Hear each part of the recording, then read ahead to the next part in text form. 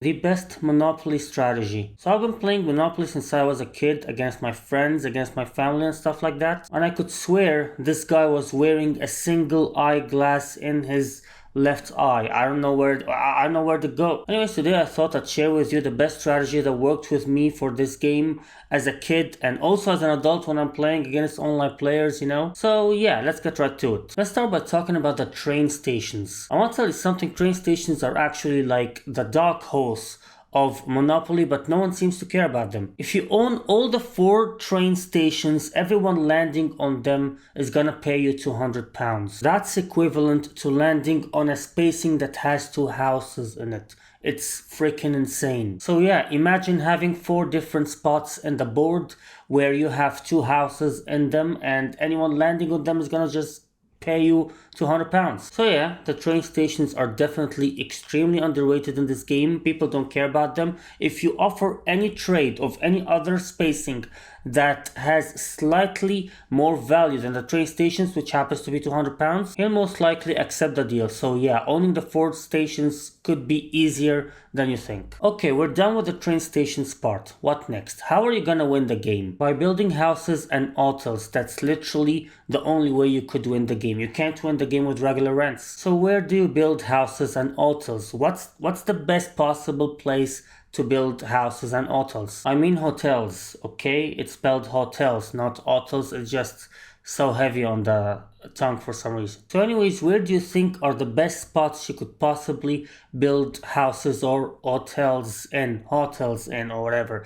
What are the best spots in your opinion? Well, to answer that question, let's just ask another question. Which spot in the board where people most likely land on or roll from? The jail. People always land there in a dozen different ways. If you just simply walk into the jail, you're just visiting. If you go to the jail spot in the top right corner of the board, you get sent to jail. A lot of community chest cards actually send you to jail immediately. If you roll a double 3 times in a row, you get sent to jail. So yeah, Monopoly loves sending you to jail, and that makes the jail spot the strongest spot in the game. The spot where people always land in and people always roll from. Now what's the weakest spot in the entire game? The go to jail spot, because it's literally the complete opposite. No one lands in it and no one rolls from it. You can't even stay there. So that makes this area the strongest area in the game where you could possibly have property in. And this is kind of a weak area because people don't hang out here very often. But what are the best set of cards that you should go for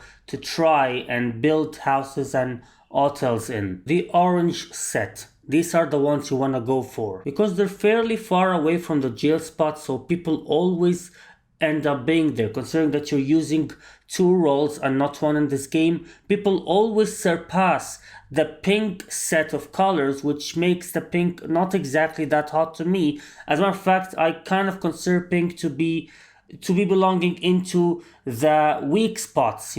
But the position of the orange is so perfect, it's far away enough so that the double roll will most likely make people going out of jail ending up there. So definitely try to focus on building houses and hotels right there. Now the second best spot to build houses and hotels in would be the red set. The red set are also in a very decent position and people will most likely land on it a lot. But the problem with it is that building houses and hotels in it is kind of expensive. It costs £150 to build each house, which is kind of a lot in comparison to orange, which only costs £100. So orange is gonna be faster and cheaper and better in position for you. There, the orange set actually costs £100 to build each house, so it's kind of cheaper. But also, there's another advantage in orange. They're generally cheap properties, meaning that you will not have a hard time to convince someone to trade them with any other spacing in the game, because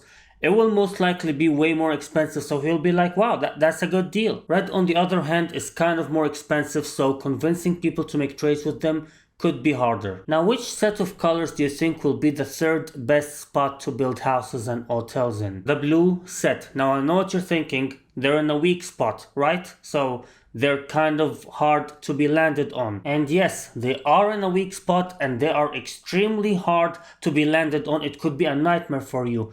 But they're also extremely deadly, especially the one that's right before the go spot. If you own a hotel in this exact spot and someone lands on it, he's gonna pay you £2,000. And that's an immediate bankrupt. I've never seen anyone who was able to pay that off, unless he is basically the one that was dominating the game. But if he's a regular player, he'll definitely go bankrupt from these £2,000. And that makes this spot easily the most dangerous and toxic spot in the entire game. But like I said, it's in a weak spot, and landing on it requires you to be a little bit lucky. If you're the owner, of course. If you're the person who is going to land on it, you're not lucky at all. Now, what's the fourth best set of colors to build properties on? That would be the yellow for me. I mean, they're not so bad. They're still in the strong area, but they're not very strong. You know, landing on it could require some time, but they're still considered in the strong area. They're still between the jail and the go to jail,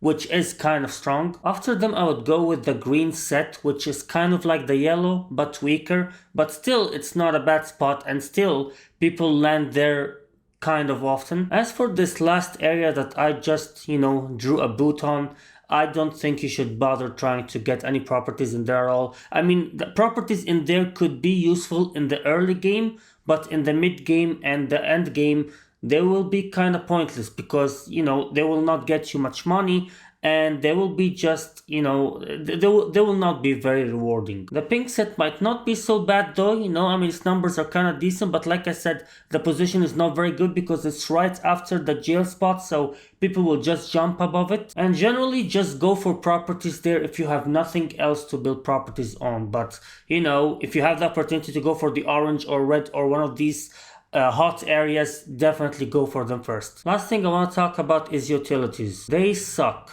That's all I'm gonna say about them. They will never make you good money, but they could be handy when it comes to mortgages or making your trades a little fancier. I mean, adding an extra card into your trade is kind of intimidating, but that's pretty much it. These are the only two uses I could find for the utilities: mortgages and making your trades fancier, but they will not make you good money in the slightest. Anyways, that's all about the best Monopoly strategy in the game in my opinion. Let me know in the comments below what you think about my strategy and what strategy worked best for you in your games. And yeah, that's pretty much all. I just want to see you guys later. Bye.